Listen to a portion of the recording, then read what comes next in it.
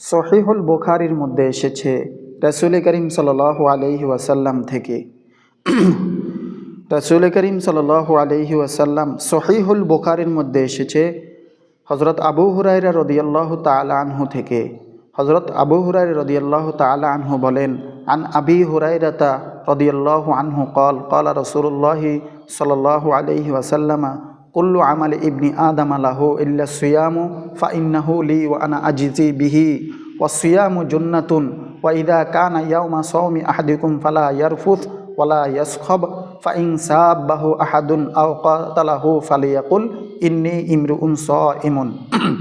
হযরত আবু হুরায়রা রাদিয়াল্লাহু তাআলা আনহু থেকে বর্ণিত, তিনি বলেন রাসূল করিম সাল্লাল্লাহু আলাইহি ওয়াসাল্লাম বলেন, বনি আদমের তিনি বলেন রাসূল করিম সাল্লাল্লাহু আলাইহি ওয়াসাল্লাম বলেন যে আল্লাহ পাক রব্বুল আলামিন বললেন, অর্থাৎ এই হাদিসটি হলো হাদিসে কুদসি, যে আল্লাহ পাক রব্বুল আলামিন বললেন বনি আদমের প্রত্যেকটি আমল হলো তার জন্য, রোজা হলো একমাত্র আমার জন্য।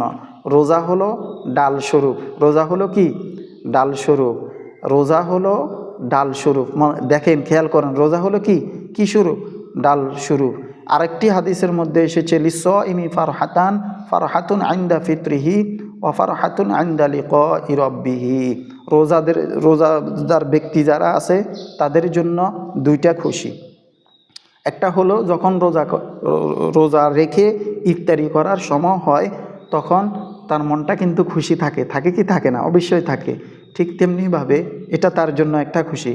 আরেকটা খুশি হলো কিয়ামতের কঠিন ময়দানে আমি আর আপনি যখন রোজার হক আদায় করে রোজাটি রাখবো, আল্লাহ পাক রব্বুল আলামিন নিজ হাতে, আল্লাহ পাক রব্বুল আলামিন এই হাদিসের মধ্যে, বুখারী শরীফের হাদিসের মধ্যে রাসূল করিম সাল্লাল্লাহু আলাইহি ওয়াসাল্লাম বলেন যে আল্লাহ পাক রব্বুল আলামিন বলছেন, রোজার প্রতিদান একমাত্র আমি দেব, আমি দান করব।